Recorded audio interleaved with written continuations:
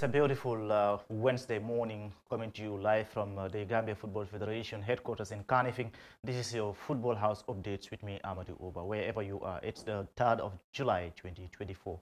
And as usual, the Football House updates is a current affairs program coming to you live at the GFF headquarters, where we bring to you issues or happenings surrounding the Football House activities, either in-house or, of course, our exterior activities, such as the leagues, the domestic leagues, the national teams, and other events surrounding the GFF and its activities for the year under review. Like I said, I am Amadou Oba, and this morning we will take you through a review of the GFF Baluwo-sponsored First Division League male, where we, of course, Real de Banjul are set to be crowned as champions for another consecutive time, which is, of course, making them one of the most decorated teams in Gambian top-tier football. We'll also be taking a look at, of course, the season itself, review the first three clubs, the middle table, of course, those clubs that are already battling relegations and those that have been confirmed today. My guest this morning would be, of course, the acting president of the Gambia Football Coaches Association, Mr. Keba Toure, alias Jasper. But in the meantime, we'll also be expecting to have the press officer of the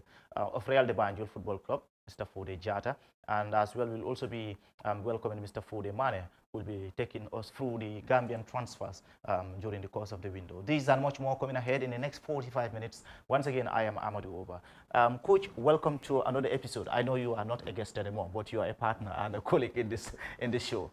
Yeah, thank you, Amadou. I think the league has been transformed too.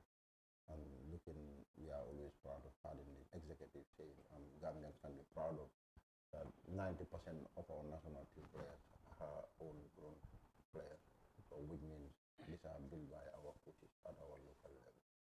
So good to be here, and especially looking back on the league, what has just gone in the past 6-7 months. I agree with you. It's an exciting moment to be part of or to be related to Gambian football under the Kaba-led executive, seeing the transformation of our domestic football, especially on the international stage. I mean, the hordes of professional players that we've seen, especially in the current lower category pool. But before we get to the details of those, first take us through your overview of the season. How would you assess the overall the quality of the competitiveness of the GFF League Division 1 this season? Yes, I think it has been week in, week out, it has been exciting. Moreover, recently we've seen we playing twice a week, which has been very much competitive. As the zone, I just run that briefly. The zone we belong to, that's the WAFO we belong to. We've seen the WAFO tournament as the qualifiers.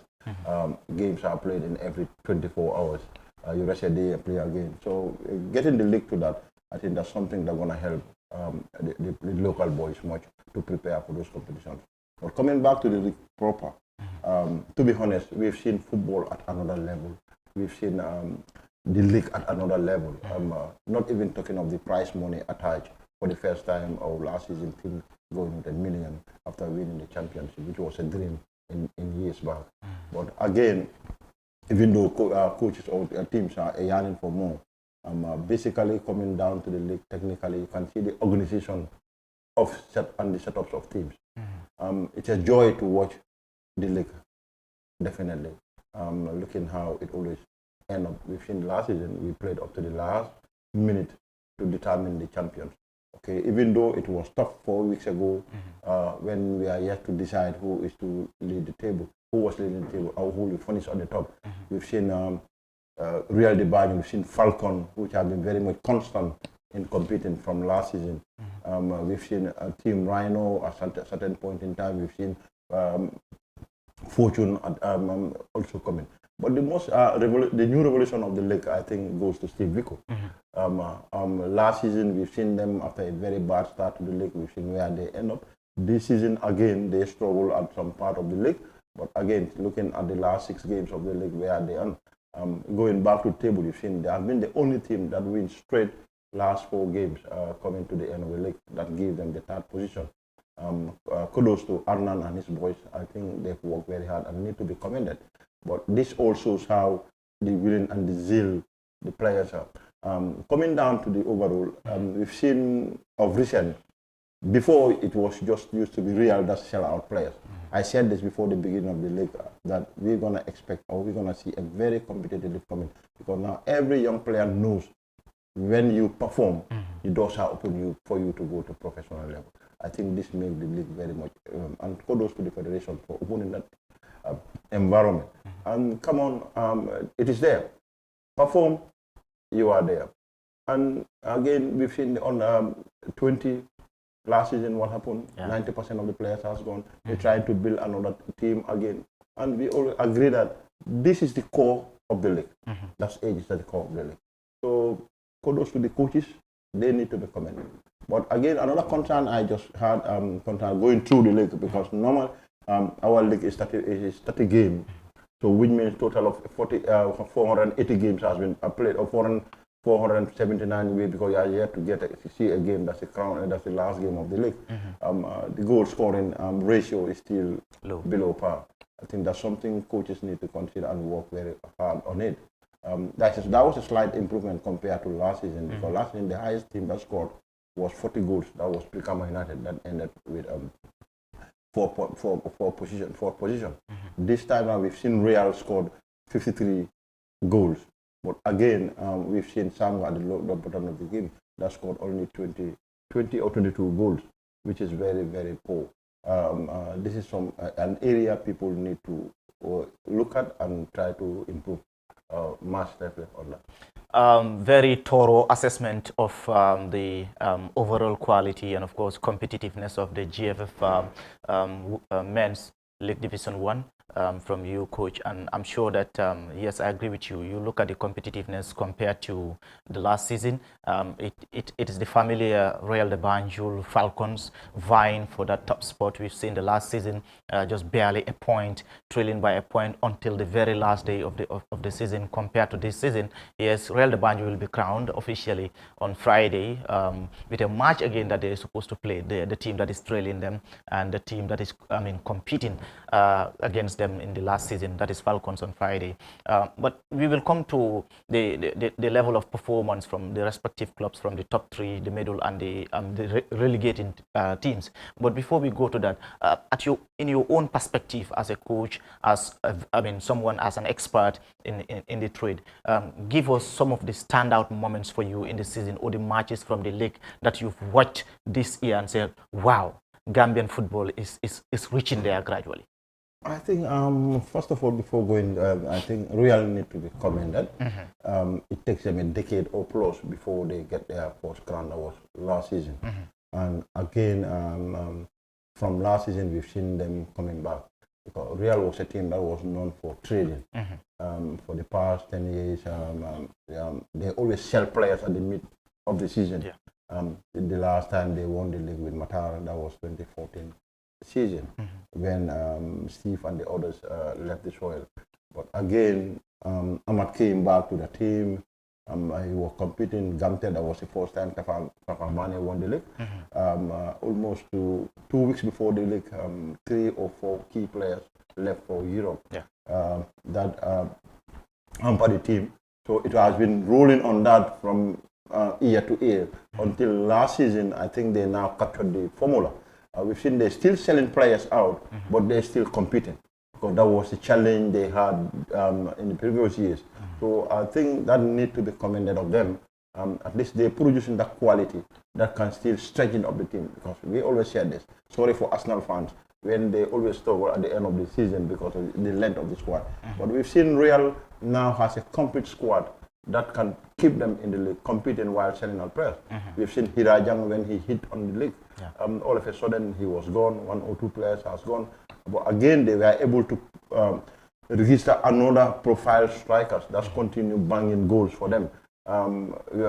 We understand recently 3 of the top strikers has already left the soil, who are not available on Friday games. So that's something that shows you things are working towards the right direction. And definitely kudos to them if they can maintain that standard and seeing, because that was the dream of every young player to move to professional level. So if Real, Hawks and the others have opened that door, we've seen Fortune coming in now, Team Rhino. So that's going to add more value to our league, and it's going to be more competitive. Because now every young player knows, being in the country is at your own risk. If you want to go out, you need to sweat for it and work hard so that you can be there. I think that literally answered my next question. I was going to ask you, Real de Banjul as champions, of course, they did extraordinarily great. They had an outstanding season, top performance, and it takes a whole team to do all that. I was going to ask what you believed was the key factor behind their success. Partly you've answered, but if you still believe there are other contributing factors leading to their success, you could share. Yeah, I think clubs or teams need to learn from Real. I was lucky to be part of a team that just concluded a youth tournament at their Live Your Dream. I think they're getting the structures in. And I can say that I'm on record. Real had more players than any other club. Because you go to most of these second division teams, they had their players on loan there. And we've seen just in the Banjul finals when Sporting Real came back and they lose to the finals. Congrats to young Africans. So they mean for business. These three gentlemen need to be commended, and I think Gambians should learn from them when we want to go into serious business, especially when it comes to football management. That's Willie Abrahams, the president, Bakary Jammeh, Pashamba. So for Real, they mean the business, and they get the structure in place. So it will not be a surprise, as I said. When you mean business, you need to focus and invest thoroughly into it. As we yearning to move into professional league, I think these are the moments we need to reflect on. So these are the structures we need to put in place so that we can be fully equipped and ready for the competition. But for definitely what they achieve, they deserve it because they work for it. Now, talking about Real de Banjul as champions, let's move to the top three clubs. Well, you've made mention of that briefly regarding Steve Biko trailing on third position. They've played yesterday against Serekunda FC. Of course, it ended 1-1 despite their chances in the first half. But take us through the performances of the top three, Real de Banjul, Falcons, and Steve Biko, Fortune, and the others were also there. How would you rate the performance of those three clubs? I think Fortune is another team that need to be commended. Because last year they competed to the last minute of the league, which they narrowly lost the league with a very young profiling coach, Lamin. And Lamin just left the club after the end of the season. People were expecting it might be difficult or challenging for whoever. But again, you've seen continuity in football. Because when Lamin left, his immediate assistant took over. I think that was the greatest moment they've did. It's a young coach, a very promising man. Sadio is coming up. I think the confidence and the trust the management of Falcons had on him, that's the biggest move Falcon has did. I once had a tete-a-tete discussion with him. It was difficult for him at the beginning of the season because, come on, imagine somebody from third division club to a fourth division club being an assistant for 1 year or two, and then you push to the helm of the issue. Obviously, it's going to be challenging. But it was good with the support of the management. He said he was able to compose himself. He still get the same players. It was difficult for players to get on with him. But again, at the end of the day, players need to consider their career. They need to know that the guy is just there to guide them, but the whole show belongs to them. And this is something players need to understand. We all have our role. The executive have their role, the technical they have their role, players are there. But all what we doing from management down to technical is on benefit of the players. So once the players understand that and know that, it will always be easy for coaches to work on.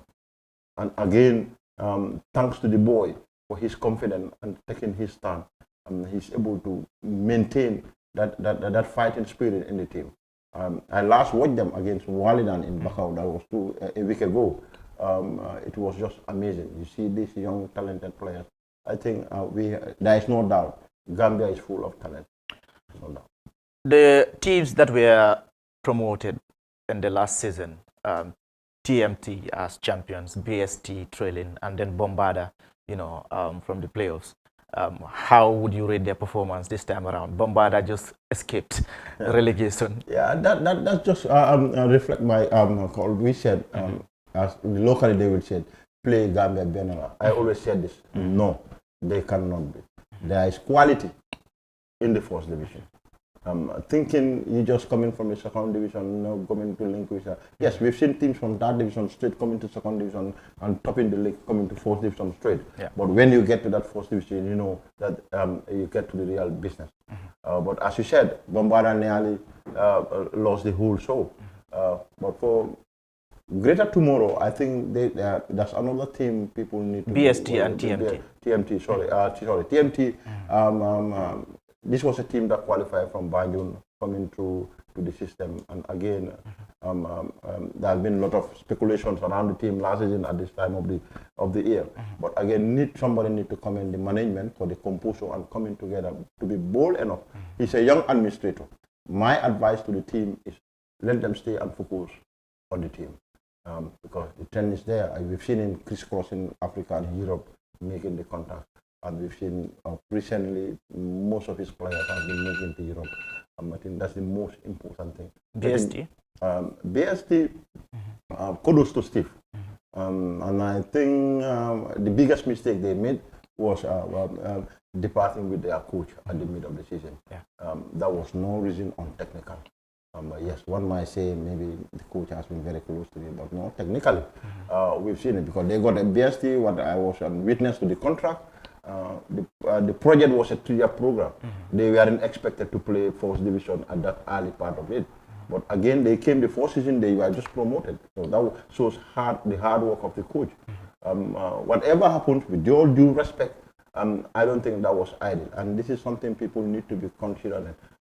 People's efforts need to be commended. Ahmad worked very hard to get that team. Before we come finally to the relegation battle or the bottom three, let's take a look at the middle table. I mean, the likes of Team Rhino, GAF, Greater Tomorrow, Brikama United narrowly escaped relegation. It was a hot cake in the previous week. Yes, Brikama, I've watched the last game in Serekunda East against TMT, which was a real fight for them coming to the game. And after the game, I heard the comment of the president.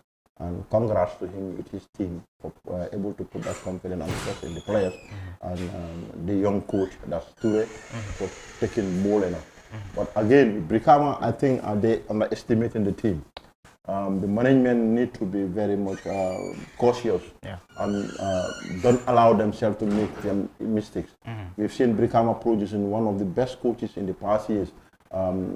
One of Sol Kuyate, may his soul rest in peace, from Esa Sambu coming down. We've seen Nyasi there one time. I think the way they apart with their coaches, that's something that needs to be considered. Brikama is no more a small team in the league.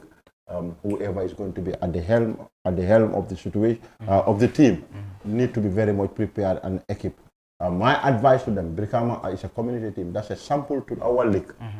This is a team that should market the league to the highest level. They've been a champion league club. Why are you struggling this time round over the past 3 years? Change of coaches at times doesn't solve situations. There are moments we need to drag back and sit out on it. But my advice generally to them is Brikama need a technical core. They need a technical team. That will be between the management and the team. These are the because they had the experts there, Esa and the others are there. They are still get people who are very knowledgeable in the game. Remember, Brikama is a bigger team, one of the biggest teams in West Coast. So come on, it's a symbol. It should be a symbol. A decision couldn't just be taken by the committee. I think the committee should be concentrating entirely on the management of the team. Let them set 3 or 4, or at least 3-man technical team that will be supervising the team technically and be responsible for whoever is to lead the coach. But there are coaches out there, yes, but teams at times need those big guys to be responsible. The relegation zone, Wabanjul Samga confirmed. Wabanjul, specifically, considering their performances in the previous seasons, what could have led to the reasons that could have led to these teams relegating Samga and Wabanjul specifically?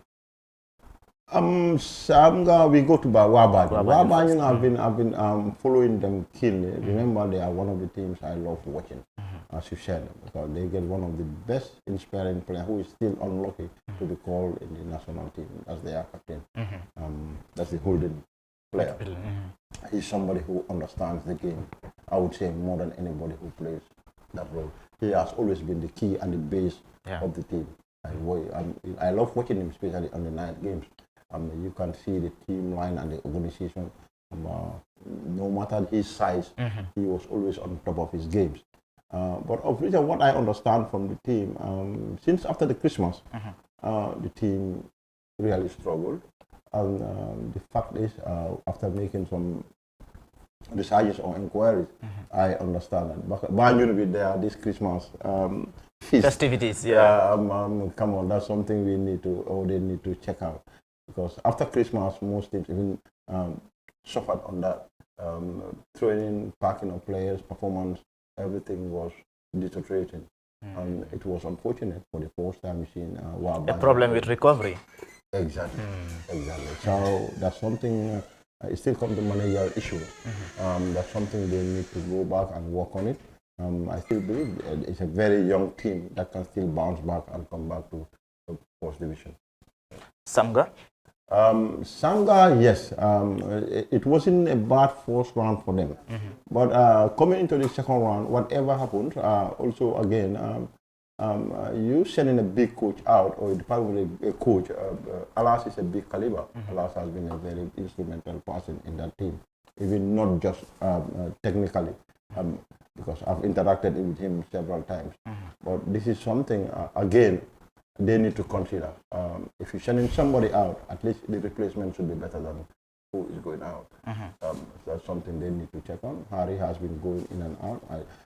I don't know his level of involvement in the technical part of the team, but this is something they need to search up. They need to work on somebody who had a very strong mental belief. And come on, this was a team that was called the Academic Boys. The flavor of the game has gone. So whatever is happening, it was a team we expected to be selling more young players out of the country. Maybe again that might be a psychological impact on the players, because players have not been moving out.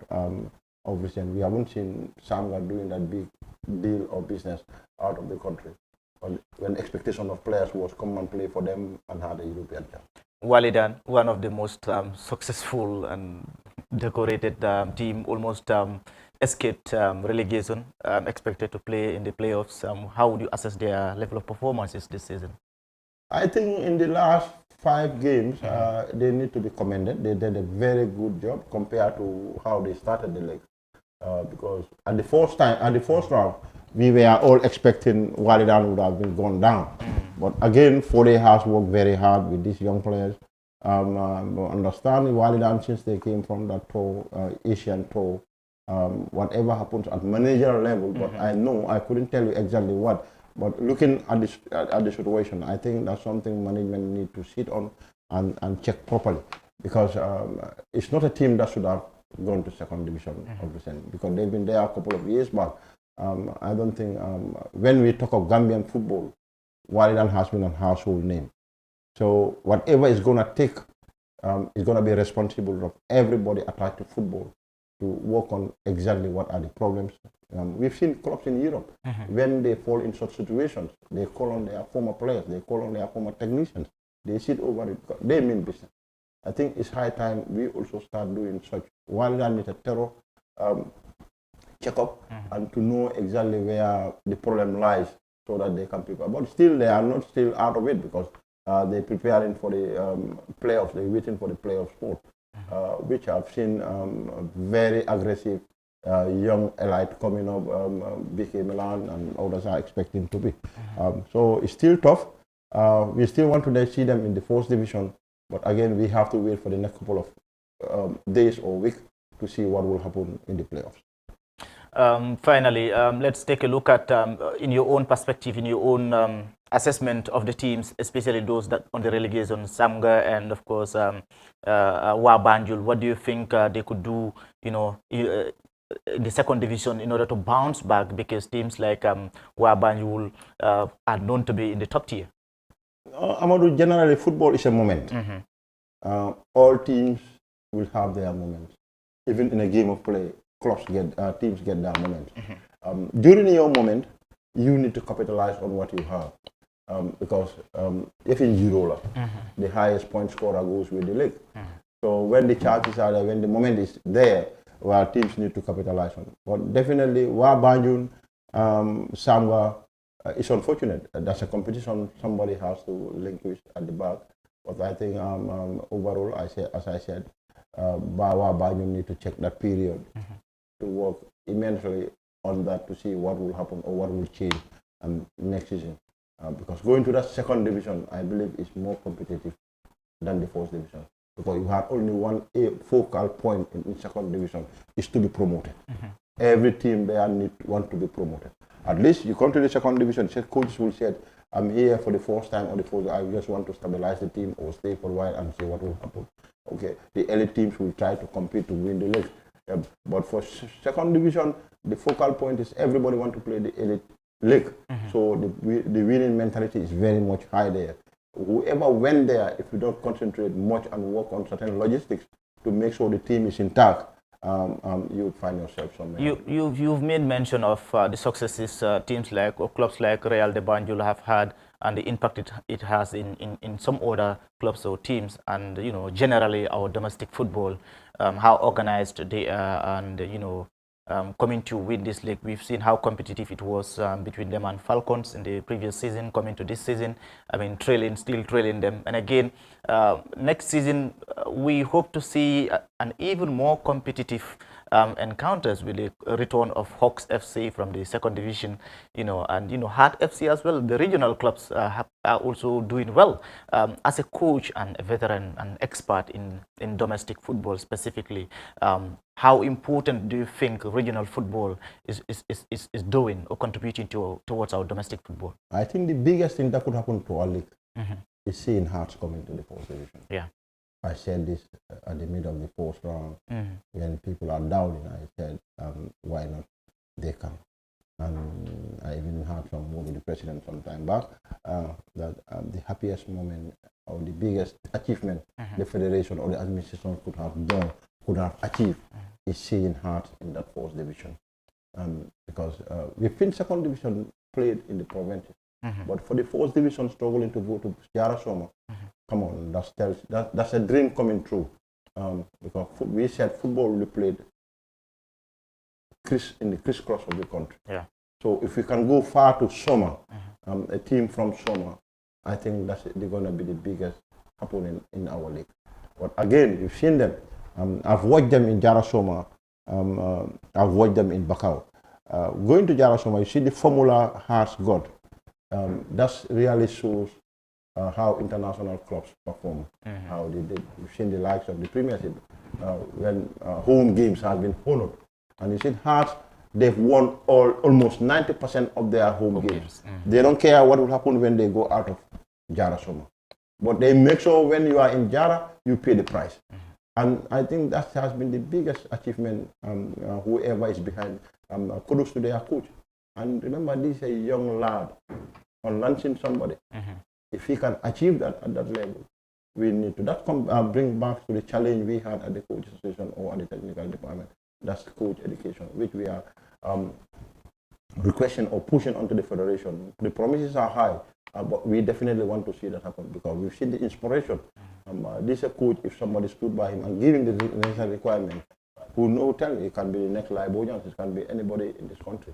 Because look at the situation he took that team from that third division coming up. We were talking of Diba Oil, but Hearts came in. Diba Oil was on the playoff.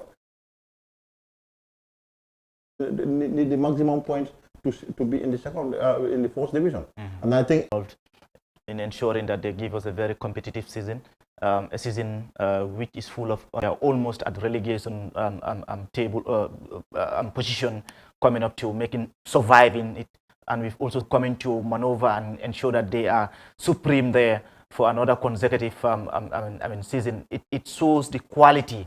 And when you talk about quality, it's not a one-man show. It's not an individual's work. It's a collective work. As a coach, how would you sum it up? Looking forward to next season, how are you seeing next season, 2024-2025, GFF top tier? Yeah, the top tier will be very much competitive. But again, as I said, kudos to the federation through the competition department for organizing such an amazing league. We've seen the most important thing is the level of discipline in the league. Even with or without security, we've seen our coaches have been very much cooperative. Teams have been always there on time. The management, as you said, the management of the clubs, the sacrifice they've gone to, the players, the commitment they are doing. Everybody has his own take, and kudos to everybody that's involved in that success. But again, as I said, as the number increase in the foreign player pool or the exporting player pool, the more competitive it becomes. Because, as I said earlier, now football has become an industry. We've seen the lives it has changed in this country. So every young player or every parent, it was different in our days when we weren't allowed, or you have to sneak to play football. But now we've seen parents forcing them. If in here, if you can be honest with yourself, people might be calling you every now and then to see that their kids get to clubs or get to play football. So that's an achievement that needs to be celebrated. So we've seen we're expecting a very high competitive league. As you said, Hawks is coming back. Imagine Hearts coming back, teams traveling to Jarasoma. Come on, just a brief one into that team. We've seen Hearts, one or two of their players. The boy from Farafenya, that Diba. Diba is just amazing. That's somebody people need to watch out in this country. He's a natural 10 player. I wouldn't seen a player of his caliber since after watching Jato Cisse. That's somebody people need to. Sekuba Jaju of that team. These are young provincial boys who that bring revolution in the game. And come on, next season teams need to be very much prepared. We've seen Moruba with Hawks coming up with another style of football. A reminder that you're watching the Football House updates coming to you live from our headquarters in Kanifing. This is the Gambia Football Federation Facebook page you're watching. I am Amadou Oba. This is your special fortnightly edition of the Football House updates. And this morning, my guest is the acting president of the Gambia Football Coaches Association, Mr. Keba Toure, alias Jasper. And we are assessing the entire season for 2023-24 season, GFF First Division Male League, specifically looking at the surprises, the accomplishments, the challenges, and of course the ups and downs throughout this season. Coach, let's take a look at the player pool. We've briefly touched the surface of it. Initially, we've seen giant clubs like Real de Banjul, selling lots of their players, even in the middle of the season. But of recent, even in terms of branding as well, we've seen clubs, very few clubs where known to brand their clubs. But now it's a matter of quality. It's a matter of who gets the better of which club. It's very difficult to even ascertain which club is doing better than the other in terms of their branding, in terms of their player marketing. What does that tell of us as a domestic league, especially as working towards professionalizing this league? I think that's the key moment. We said this 2019 that 2025-26 this season we will definitely move to professional league, and I think it's a dream coming true. Players, we've seen team managers traveling across Europe. We've seen Fortune Asano was recently in Belgium. TMT, you cannot talk of Sidikan, it has been a regular now. We've seen Real de Banjul, we've seen Hawks Football Club. So Steve Biko, these are all trading teams. And again, that shows you how teams are preparing and ready for that professional league. But again, we need to focus on one thing. This is a local brand, and that's something that belongs to us. So it needs to be jealously guided and be protected. So whatever we are doing, I think one thing we're just missing out, and that's what is happening now.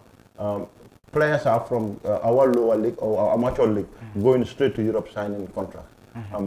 Congrats to Yankuba Minte of recent. We've seen him breaking into the Premiership. We just pray for him to have a very good season with Brighton. That might open more doors for young players. But again, we had of Biko Lamin Silla, the current leading goal scorer with 14 goals, is preparing to join Nottingham Forest for a trial. We hope let it all go through so that the Premiership has been, these are the top 5 leagues we need to break on if we still want to compete in the top with African giants. We get the material, we get the coach now, we get everything, but the quality need to be improved, and we're getting into that. So once we break into these 5 top leagues in Europe, that's the Premier League and the Italian League, Serie A, France and Spain, Germany. So I think the future is bright for these young ones. The market has been open. It's just that those with the opportunity need to capitalize on, and let's again come back to the protection of these players and the clubs. Whatever has been there, I heard Omar was elaborating the TMS system we were advising all clubs, let them take ownership of their teams. The federation is just creating the platform, but it's the responsibility of the clubs to make sure their players enter that TF system for the progress of the clubs and the protection of the players. Once the platform has been created, so let's come together, and I understand before last year, the beginning of the league, all official secretaries has been trained how to work with that TMS. So this is something we in the clubs need to favor that. You cannot be forced to do it, but it's your responsibility to do it, and I think the environment has been created. Yeah. And looking at the crowning of Real de Banjul as champions on Friday, that's going to be the coattail trailing down for this season. During the course of the preseason, what do you expect from clubs that have, of course, gained promotion to the first division and those that have, of course, maintained in the first division, but through surprises, the likes of Brikama United, like you said, who must have gone back to the drawing board and, learned the likes of Banjul United, who are almost there, the likes of these Bombarda and the others who almost escaped relegations. What do you think should be their thoughts during the course of the preseason, preparing for next season? I think it has to be a total assessment. Again, now, thanks to the Commission Department and the ESCO for putting a calendar in place. It was difficult previously when you don't even know when the league to start.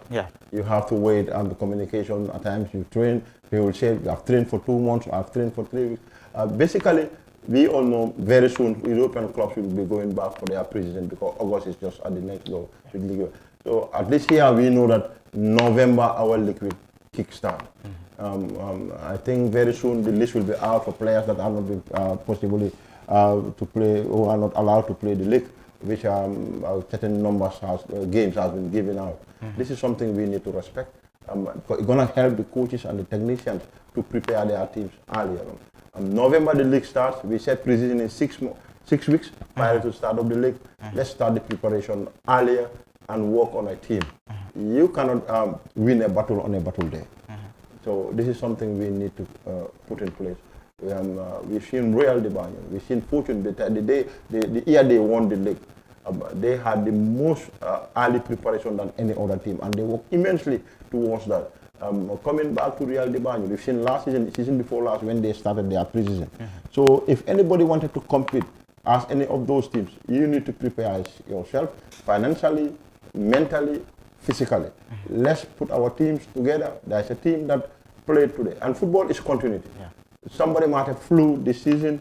If you work on it, let's assess every player, his performance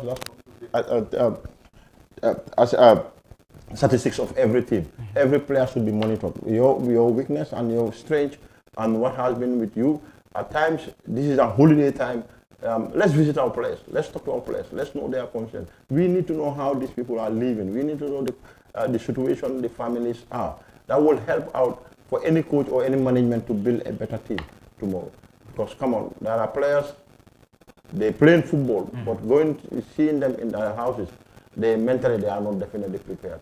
And this are situations, a player needs to be mentally, physically ready for whatever he's going to be doing.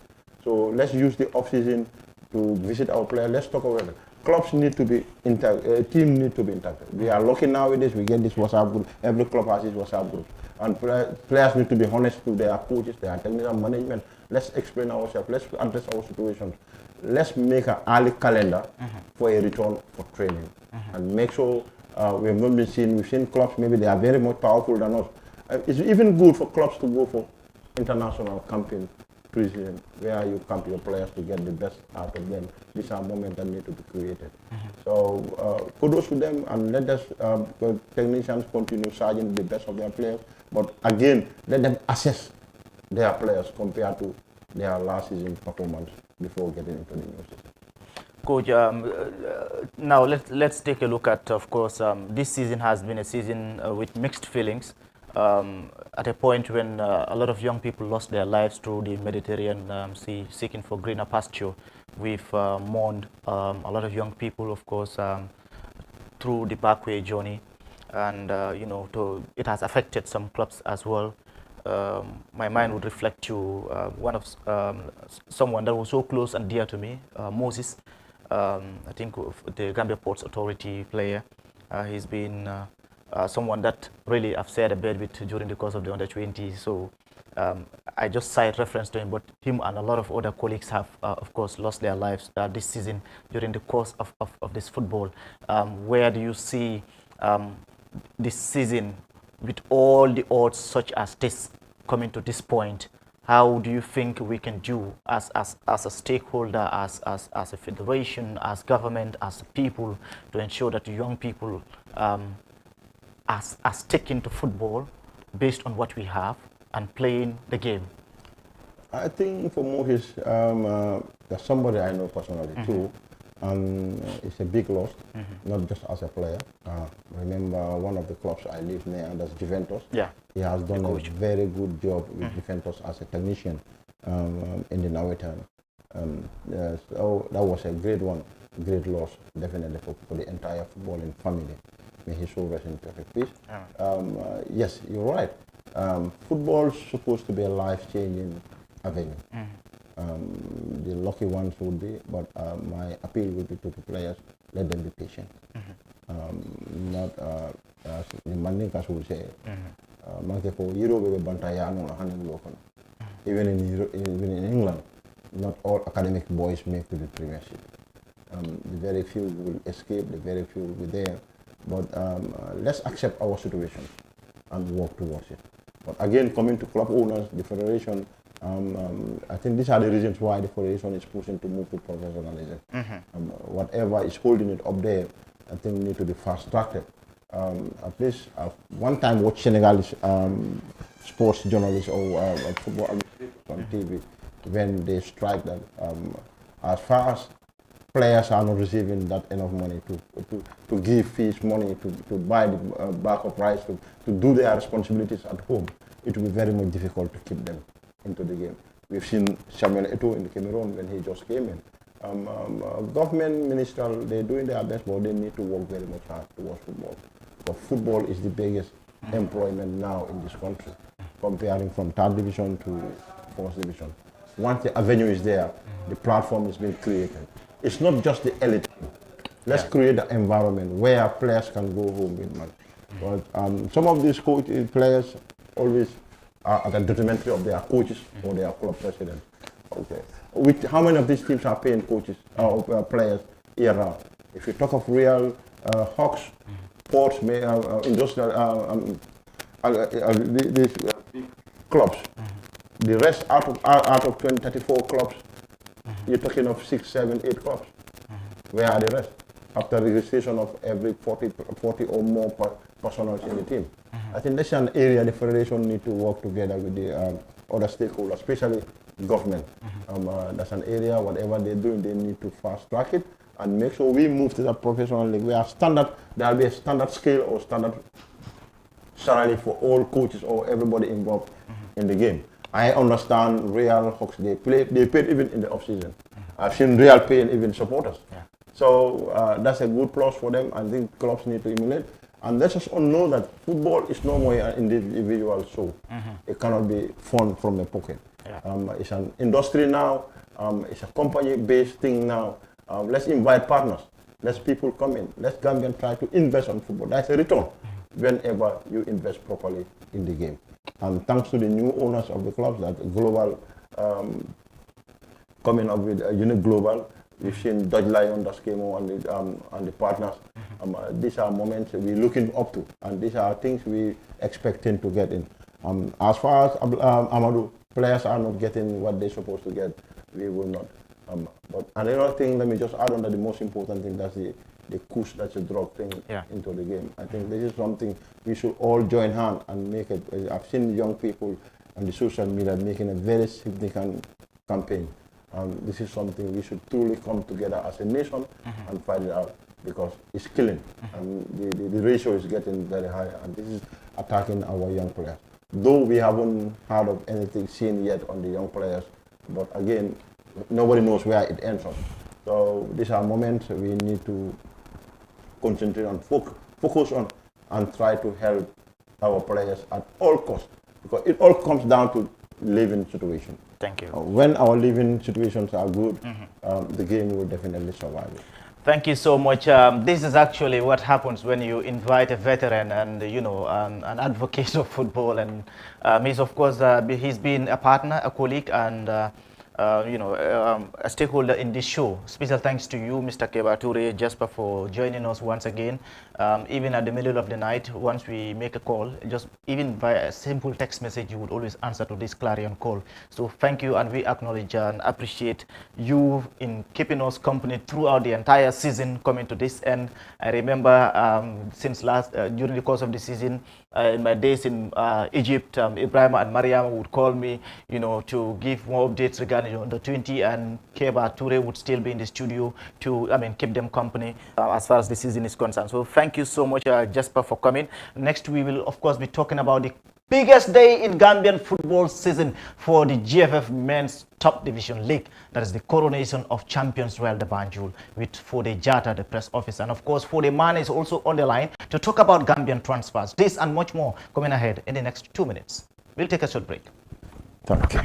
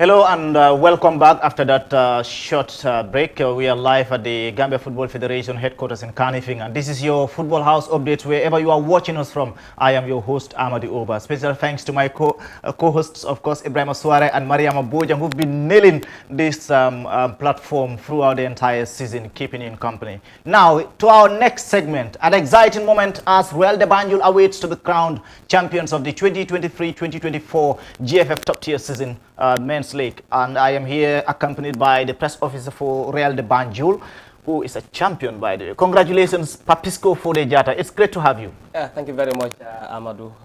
It's good to be here. I'm really honored. A colleague, a friend, and a brother, and of course, one that has done a top job at Real de Banjul as far as their branding and communications is concerned. Thank you for joining us, Mr. Fodejata. Take us through your own assessment or overview of Real de Banjul coming to be crowned as champions this season. It has been a long season, but a very interesting one. I think maybe the coach or maybe the president would have been the one saying all this, but yet again, we are one family at Real de Banjul, like they will always say, so we all speak the same language. So I have their blessings to come here means I can actually do this. I think from the first 5 games that we won, four straight games, Ibrahim Jata would tell you that this is what I needed to at least build on. And when we achieved the 5 games winning run, we had a big chance. Yes, at some point, Fortune surpassed us to the top bottom, with just points, and we were able to go back to the top with a few weeks, and from then on, there have been great results, even though we've been dropping points once in a while. It has been a fantastic season. I've been there for some years now, but I think what I've seen this year with the goals we've been scoring, it's just very, very impressive, and I think this is what have been the difference. Because in every game we played, I think we just did not score in only 4 games. Apart from that, we scored in every game.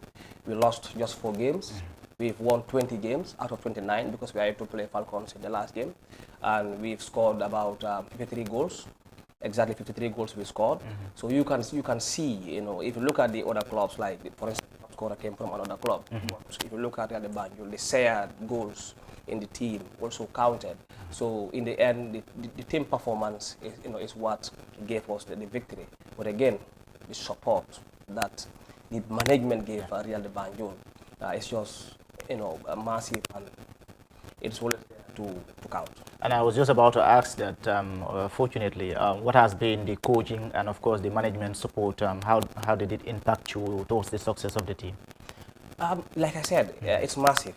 I want to point at one aspect of the reason why we are champions this season. You might leave some of these important points behind, but the management has to be on top of the most important things for this season and over the last seasons too. Because if you look for 13 seasons, they finished only third in only 3 times, and in the rest they finished second or either winning the league. So the pool of quality players that the coach have every season, it's just something that also the management always provide, and also the motivations behind the scenes, it's just massive. At the end of every month, so some of these players go score with about $4,000 bonuses for scoring money for starting a game. So I have to say the management is up there, and also the coach also did a good job. I think the interview that is coming out that I had with the president will tell you a lot about the season. But again, I think the performance of the team has been good. The coach worked very hard. But most of all, the management. They are workaholics, I have to say, because sometimes we win, people will be saying Real de Banjul, they are the best here, but it's not well inside. Because even if you win a game by 3-0, but the performance is what they are after. They will still have to have series of meetings with the coaches. They have to address a lot of things. So it's not just about winning a game, but it's about performing. So you have people behind you who don't expect anything less than a good performance. Even if you win, they're not happy. It's all on the team, they don't perform. So I think the management is the biggest motivation, and they've been supportive in all departments, honestly. As a press officer, of course, I wouldn't want to ask too many technical questions. I know.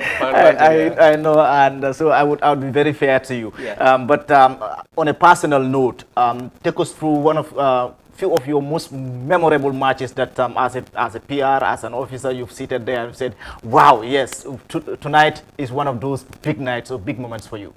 Yeah, I think no one wants to come back in a game. You want to score first and win, but anytime you are behind and you come from behind and win a game, it's most special. It's most enjoyable. But I think the Walidan game was one that is always tops the list. You know, when Irajang scored that hat-trick, in fact, we had three players scoring hat-trick this season, and also the game against Samga, we were 2-0 down. And Abdullah Cisse coming back from his trial in Sweden, you know, inspired the team to a 3-2 victory. Also against BST, we were two goals to one down after halftime. We came from behind to win. I think if you follow our TikTok and Instagram, you see the reels that we've been sharing. Even the president, Mr. Jame, was in the midst of the players, you know, cheering, you know, with the fans. Yeah, so I think these are some of the games that really make the difference, especially against Rhino, we are also just behind us. I remember Samba picking a red card in the first half. We were drawing, and Babukar Tura scored in the second half, and we won. So these are the games: the Walidan game, the Team Rhino, the BST, the Samga, and that game against that first 5 games. I think they really counted almost. Friday is your final match against a team that trailed behind in the last season, coming again to this season. Falcons, you playing them, and they're trailing behind you. And it's one of those moments, isn't it, that would put the icing on the cake and say, wow, we deserve this. What is going on? What is Real de Banjul saying? What are the players saying? What are the fans saying? What is the management saying? What is Willie saying? What is Bakary Jammeh saying? What is everyone around Real de Banjul and their partners and supporters saying towards Friday, the coronation day? Yeah, we've seen even online, on Facebook, on Instagram, and Twitter, fans reacting to this big day. It's going to be colorful. It's going to be a memorable day. It's back-to-back season that we've won after last season's miraculous triumph and season with Mrs. Zahovaiko, who is now back in Estonia. I think Real de Banjul is not about just enjoying one day. As we speak, they are monitoring every day who is going to training, who is not training. They want to win every game. Yeah, because for one reason, Real de Banjul is a club that always challenge themselves to market players every season, to change the lives of these young lads, and also to at least develop the club more with those funds. You understand? So we have like 3 marketing companies that are working with the club right now. So every game matters for those players. They have to perform. So even if you win the league, that doesn't mean, okay, now I have to relax back and just enjoy my success. But no, they have to fight very hard. Every day they are training, and they have to win the next game, because we have also some points to make. After breaking the records of Hawks, now we've set a new record in points in the season, and now we are about to have about 58 points if we happen to win Falcons, which is going to be a record, record-setting points for a season. Yeah, but I think the most part of the game would be about the coronation. This is a day we've been waiting for, and we were expecting it to be last week, but it did not happen. So we are going to go to Serekundais on Friday and hope that it doesn't rain, because we are in July, and most of the times, if you are a farmer, you'll know a Friday is mostly... it should rain. It should rain, yeah. It should rain. No, it's not. It's not. It's not rain. So I think it will be one of the most beautiful days of our seasons, because it's a back-to-back title, winning season, and winning with 3 games to spare really gave us the opportunity to prepare better. So it's going to be very, very interesting. I don't want to say much about the preparation, because the president actually had an interview, and he has explained how it will go about. So I don't want to delve more into what is expected, but I can assure you that it's going to be fun. Anyone that misses that day would really, really regret it, honestly. It's always good to have you, Fode, and I'm sure this will not be the last time you are here on this platform. We will get you more and more, and we're hoping to see you on Friday and celebrate with you, and wish you all the best as we look forward to the next season. Thank you very much, Amadou. It's a pleasure being here, and to say the least, being at Real de Banjul, being on the outside, you see a big club, but being in the inside, you realize how massive a club you're part of. The demands from the top, you know, it's very challenging. It's not easy to work for Real de Banjul. Even the players know what it takes to play for that side. So I think it's an honor. It's the best club. You have to be the best. Yeah, yeah. So it's an honor to sit here on the federation's media, you know, TV to talk about Real de Banjul, which is so much a big subject. But again, thank you so much for having me, and I hope Friday we will all be there to enjoy a colorful day. We will all be there to enjoy a very colorful and bright day in a rainy day. Even if it doesn't rain, it must drizzle, because those drops of drizzles makes the match and pitch even more better. This is Fode Jata talking to me live on the Gambia Football Federation's Facebook Live page. And if we get Fode Mane, we will close the show with Fode Mane to take us through shortly, in 5 minutes, one of those most recent Gambian player transfer. He's been quite busy. Fode, are you there?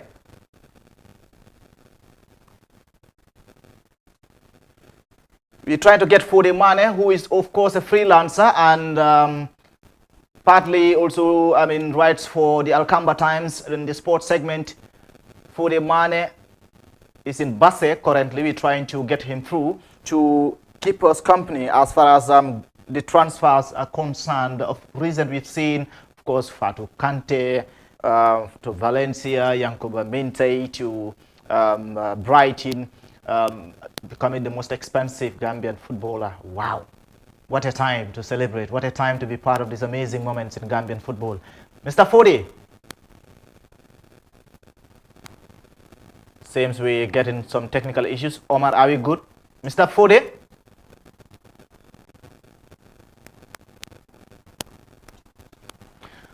So we are having technical issues to get Mr. Fode Mane on that segment.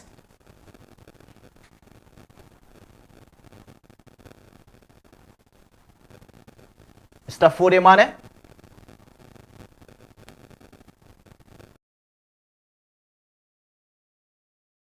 So we have technicalities. We will bring you that segment in our subsequent programs. But for today, we will draw the curtains down for this special edition of the Football House Updates. Special thanks to Mr. Keba Toure, coach, acting coach president, Gambia Football Coaches Association. Thank you so much to Mr. Fode Jata, who is the press officer for Real de Banjul. And of course, we'll see you at the coronation on Friday. From me, Amadou Oba, special thanks to my technical team, Omar Toure, Ibrahim Suare, and Mariama Koma, and of course, Bakary B. Balde. We're bidding you farewell. Do join us next week. We'll be back on Monday. Until then, see you on Friday at the Serekunda East Mini Stadium when champions Real de Banjul will take on Falcons.